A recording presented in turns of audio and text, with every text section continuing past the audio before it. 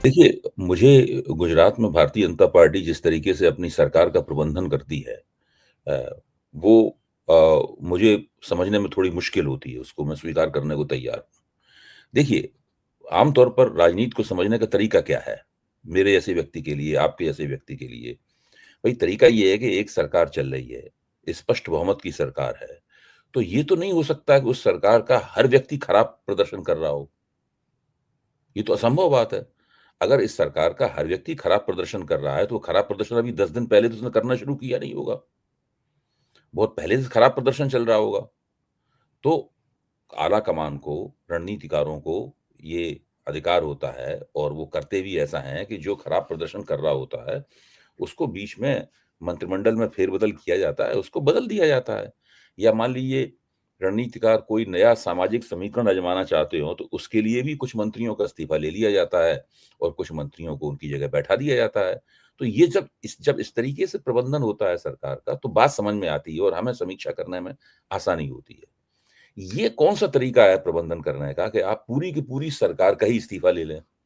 पिछली बार तो मुख्यमंत्री का भी ले लिया था, इस बार मुख्यमंत्री को छोड़ दिया। 16 मंत्रियों का इस्तीफा कोई सरकार के 16 मंत्री खराब प्रदर्शन कर सकते हैं? या 16 मंत्री सरकार में बने रहने की अनिच्छा व्यक्त कर सकते हैं? नहीं कर सकते। ये पूरा तरीका क्या है? जैसे ये तो बिल्कुल एकदम गैंगस्टर स्टाइल की पॉलिटिक्स है। मतलब एक गैंग तय करता है कि हमें दूसरे गैंग को खत्म कर देना है, वाइप बिल्कुल। आउट कर देना है गैंग को। ये उस तरीके इस राजनीति का मतलब क्या हुआ? ये इस ये लोकतांत्रिक राजनीति तो किसी कीमत पे हो ही नहीं सकती है। ये सामाजिक समीकरणों का भी मामला नहीं है। ये क्यों होती है? इसके पीछे इम्पल्स क्या है? मैं जानना चाहता हूँ। इसके पीछे आवेग क्या है? कौन-सी समझ है जिसके आधार पे ये होती है? और एक व्यक्ति ये तय करता है, उनका नाम है अमित शाह। ज़ाहिर है नरेंद्र मोदी की सहमति से ही तय करते होंगे। उसके बाद वो तय करते हैं कि पूरी सरकार को बदल देना है। जहाँ पे ऐसा होता है, इसका मतलब है या तो सरकार के खिलाफ जबरदस्त एंटी इनकम्बेंसी होगी, उस एंटी इनकम्बेंसी को रोकना और थामना चाहते होंगे। तो उस एंटी इनकम्बेंसी के शीर्ष एंटी इनकम्बेंसी का सबसे बड़ा कारण तो मुख्यमंत्री में होना चाहिए। मुख्यमंत्री को क्यों छोड़ दिया? मतलब ये बात चुनाव भी अभी बहुत दूर है। ऐसी बात भी नहीं कि चुनाव बिल्कुल नज़दीक हो। तो ये सब जो भारतीय जनता पार्टी खास तौर से गुजरात में करती है और किसी प्रदेश में ऐसा नहीं करती, खास तौर से गुजरात में करती है, वो अ, उसमें उसके पीछे बुनियादी तर्क क्या होता है? अ, जैसे हम लोग इस इतना कम से कम जानते हैं कि गुजरात की सरकार गुजरात में बैठे हुए मंत्रियों और मुख्यमंत्री द्वारा नहीं चल रही है। वो पीएमओ द्वारा चलाई जा रही है और पीएमओ और अमित शाह मिलके उस सरकार को चल अम अमित शाह मिलके उस सरकार को चला रहे हैं। लेकिन ऐसा क्यों करते हैं? ये अपने आप में मैं कोई एक भारतीय जनता पार्टी के किसी वरिष्ठ नेता से पूछूँगा इस बात को, कि ये कौन-सा तरीका है? मतलब ठीक है, आपने पिछली बार विजय रूपाणी की सरकार को पूरी तरह बर्खास्त किया। एक नई सरकार आपने बनाई। उसके बाद में आम आदमी पार्टी ने वहाँ से चुनाव लड़ा, जिसकी वजह से जो सरकार विरोधी वोट जो थे, वो पूरी तरीके से बँट गए और भारतीय जनता पार्टी को एक बड़ी असाधारण सफलता प्राप्त हुई। इस वक़्त क्या स्थिति है? आम आदमी पार्टी की गुजरात में क्या स्थिति है? हम सब लोग इस बात को जानते हैं। अचानक मंत्रियों के क्यों इस्तीफे ले लिए गए? इसके पीछे क्या कारण है? ये बहुत रहस्यपूर्ण मामला आपको कोई तिलिस्मी ऐसा मामला नहीं लगता? बिल्कुल सर, लगता है हाँ, सर, लगता हाँ, है और बिल्कुल। ये जी, क्यों जी। होता है? मतलब मैं तो नहीं समझता हूँ। अच्छा और भारतीय जनता पार्टी के कुछ लोगों से अगर मैं ऐसी प्रवक्ताओं वगैरह से पूछें, तो वो भी इसका कोई साफ जवाब नहीं देते। ऐसा नहीं है कि उनके पास भी निजी बातचीत में कोई इसका एक वो हो मतलब मैं राजनीतिक विश्लेषक हूँ और हर घटना का विश्लेषण करने का प्रयास करता हूँ। मैं स्वीकार करता हूँ कि ये सरकार के प्रबंधन और राजनीति करने का क्या तरीका है। हर प्रदेश में ये नहीं होता है, होता केवल गुजरात में ही है। क्यों होता है गुजरात में? जैसे बात समझ में आती है जब दिल्ली में नगर महापालिका का चुनाव था, एनडीएमसी का चुनाव था और भाजपा की नगर महापालिका पे कब्ज़ा था भाजपा का 10 साल से, उसके खिलाफ बहुत एंटी इनकम्बेंसी थी। तो अमित शाह ने तय किया कि हम हर व्यक्ति का टिकट काट देंगे, 100% बिल टिकट काट देंगे, 100% पर वो बात समझ में आती थी। उसके पीछे एक तर्क था और वो कामयाब भी हुए उस तर्क में। लेकिन गुजरात में तो ये स्थिति भी नहीं है। तो इसमें आखिरकार ऐसा क्या है कि आपको लगता है कि पूरा जो मंत्रियों का एक पूरा सेट है ये बिल्कुल बेकार है, इसको हटा दो। अच्छा, उसके साथ मुख्यमंत्री बेकार नहीं है, मुख्यमंत्री काम का है? तो ये जो गैंगस्टर स्टाइल ऑफ पॉलिटिक्स है, मतलब जो है, मैं अपने ये इस पहली पहली उपमा बार को के बदलने के विधायक लिए पहली तैयार बार हूँ, के लेकिन अभी तो यही पहली लगता बार के विधायक है, पहली बार के विधायक हैं जो हम मुख्यमंत्री हैं, भूपेंद्र जो है। हाँ, हाँ, हाँ, हाँ, है ना, वो और दूसरी तरफ इसमें एक चीज और भी है, इसमें हाँ। क्या नेतृत्व की जिम्मेदारी नहीं है? नेतृत्व, और वैसे भी कहते हैं कि सारा कुछ कोई मुख्यमंत्री पर्ची वाले मुख्यमंत्री हैं, हुँ, चलाता दिल्ली है, बिल्कुल, वहीं से सब कुछ होता है। बिल्कुल, तो बिल्कुल। फिर ये जिम्मेदारी की नेतृत्व की ज्यादा नहीं, अगर फेल है तो वो भी तो एक सवाल है सर। नहीं, ये तो एक जैसे हम लोग व्यंग में कहते हैं कि राजकाज हैं भाई ये, हैं? तो लेकिन लोकतंत्र में राजसी शैली में तो नहीं काम हो सकता कि राजा की एक, मान लो राजा के मन में एक वो आई, एक उचंग आई, एक तरंग आई राजा के मन में, और उसने अपने सारे सामंतों को बदल दिया। राजा भी ऐसा नहीं कर सकते थे, क्योंकि सामंत विरोध में खड़े हो जाते थे। वो राजा के खिलाफ साजिशें करने लगते थे। तो गुजरात तो बिल्कुल ऐसा लगता है कि कोई बैठ के जब चाहता है किसी को सजा सुना देता है, जब चाहता है तो किसी को सिंहासन पे बैठा देता है। तो अब इसके ऊपर विशेष रूप से हम लोगों को सोचना पड़ेगा कि ये भारतीय जनता पार्टी अन्य राज्यों में नहीं ऐसा कर पाती, लेकिन गुजरात में वो लगातार ऐसा कर रही है और ऐसा बार-बार हो रहा है। ये ये पूरी सरकार के प्रबंधन की शैली जो है काफ़ी चिंताजनक है। मैं तो इस बात को भी बहुत गलत मानता हूँ कि किसी लोकतांत्रिक ढंग से चुनी हुई सरकार को दिल्ली में बैठकर चलाया जाए, पूरी की पूरी सरकार कठपुतली की तरह आचरण करे। राइट। अच्छा, और आप उन मंत्रियों के बारे में सोचिए, जो मंत्री इतने दिनों से मंत्री थे, वो क्या सोचते हैं अपने बारे में?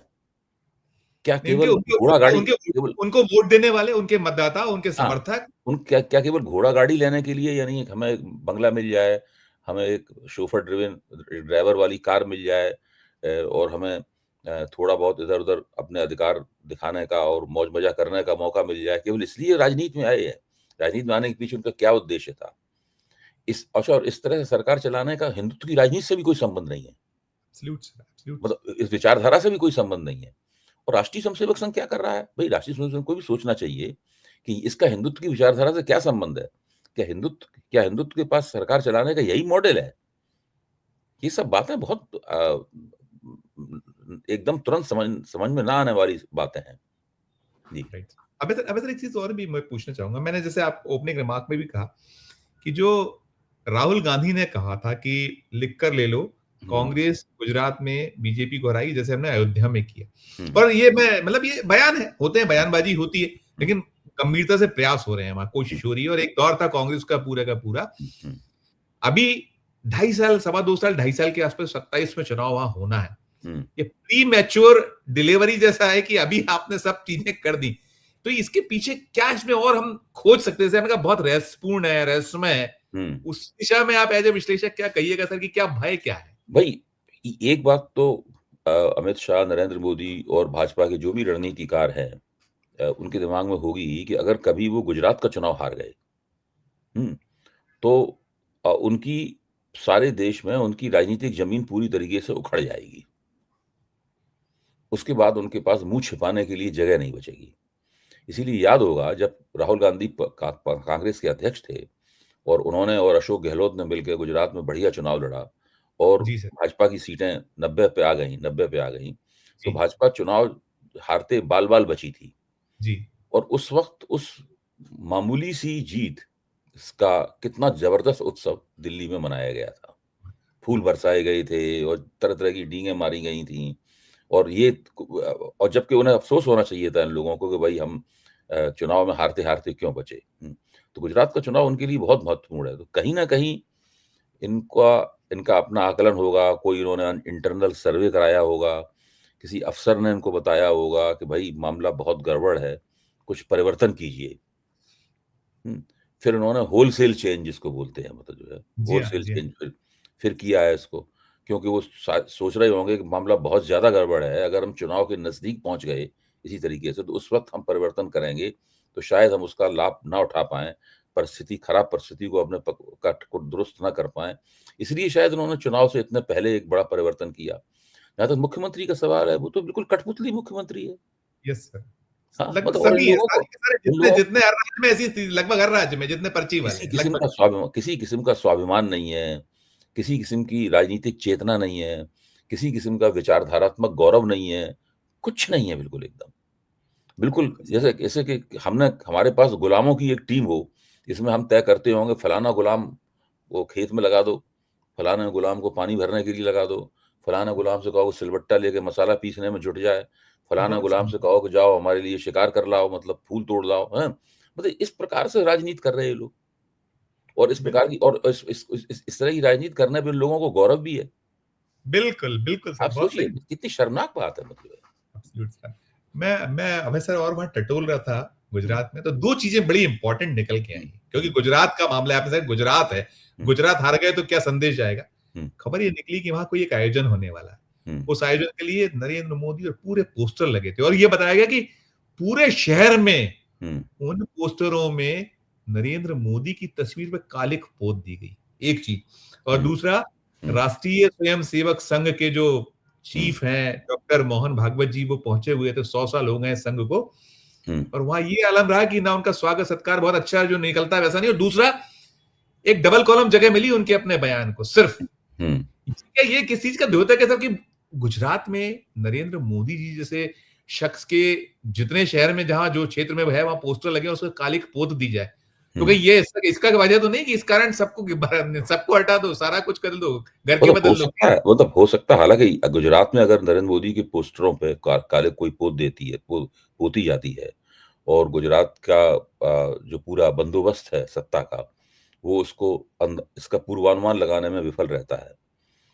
इसको इसकी रोकथाम करने में विफल रहता है, उसके पास कोई सूचना नहीं होती कि इस तरह की कोई गतिविधि हो रही हो, तो उससे हो सकता है राजा साहब बहुत नाराज़ हो गए हों। उन्होंने कहा साहब बिल्कुल नाकाबिल है, इनको हटाओ। हम अपने सारे सामंतों को बदलो, अब नए सामंत स्थापित शिकायतबाजी है, लेकिन एफआईआर दर्ज नहीं कर पाएगी। अगर एफआईआर दर्ज होगी तो फिर देशव्यापी खबर बन जाएगी। ये भी निकल कर आया हाँ, है। एफआईआर भी दर्ज जानबूझ के नहीं की गई होगी। तो ठीक है, जी, जी। आपने जो खबर दी है, इन सब बातों को ध्यान में रखते हुए, इस बात क का विशेष जाँच-पड़ताल हम लोगों की तरफ से होनी चाहिए कि गुजरात का इनका मॉडल दरअसल है क्या? देखिए, जब तक नरेंद्र मोदी वहाँ सत्ता में थे, तब तक ऐसा नहीं होता था। नरेंद्र मोदी अगर आप नरेंद्र मोदी का मुख्यमंत्री के तौर पे और प्रधानमंत्री के तौर पर जो राजकाज चलाने के तरीके पे गौर करें, तो नरेंद्र मोदी बहुत जल्दी-जल्दी परिवर्तन सरकार में करने के पक्ष में नहीं दिखाई पड़ते। आप देखिए केंद्र सरकार में भी बहुत कम फेरबदल होता है। जी, जब ये गुजरात में सत्ता में 12 साल तक मुख्यमंत्री रहे, तब भी बहुत कम फेरबदल करते थे मतलब। जिसको एक बार रख लिया उसको काफ़ी देर तक आज़माते हैं नरेंद्र मोदी और मैं इसको जी। अच्छी बात मानता हूँ। मैं इसको खराब बात नहीं मानता हूँ। भई आपने किसी को रखा है, तो ठीक है उसने मान लो 1-2 गलती की है, थोड़ी अक्षमता है, अंदर खाने को चेतावनी वगैरह दे दी जाती है, बुला के समझा समझा दिया जाता हो। तो ये सब करते करते थे। लेकिन अब ये जब से प्रधानमंत्री हुए हैं, तब से तो उन्होंने गुजरात को बिल्कुल ऐसा समझ लिया है कि बिल्कुल हमारी कठपुतली सरकार है। उसकी कोई अस्मिता ही नहीं रहने दी। मतलब गुजरात में कोई राजनीतिक अस्मिता ही नहीं रहने दी। कोई एक सरकार की अपनी शान-शौकत भी तो होती है भाई। उसको भी तो कायम रखो मतलब जो है। नहीं, अब तो टाइमिंग भी पूरी करें, टाइमिंग के भी अब बिहार जैसा इतना ऐसा रण सजा हुआ है जहां आपका बहुत हुँ, जीवन मरण जैसी स्थिति में आप हो, हुँ, राजनीतिक जीवन मरण। हुँ। तो फिर ऐसे में अभी इस समय गुजरात में ये सब करना है, इसको कैसे एक लाइन में, 2 लाइन में इसको भी एलाबोरेट कीजिएगा कि देखिए, ये ये इस्तीफे अब और सब। एक तो गुजरात की राजनीतिक परिस्थिति की तुलना किसी भी और राज्य से नहीं की जा सकती। गुजरात में भारतीय जनता पार्टी के पास वहाँ असाधारण बहुमत है इस वक़्त। कोई सरकार को किसी किस्म का खतरा नहीं हो सकता। मुख्यमंत्री पूरी तरीके से आलाकमान का ताबेदार है। उसकी हिम्मत ही नहीं है कि आलाकमान के किसी निर्णय में कोई संशोधन भी तजवीज़ कर सके। ये भी नहीं है निर्णय। कभी सुना भी नहीं गया किसी मंत्री ने कोई विरोध का स्वर उठाया हो। इसका मतलब ये है कि वहाँ बिल्कुल सरकार ठीक से नहीं चल रही थी।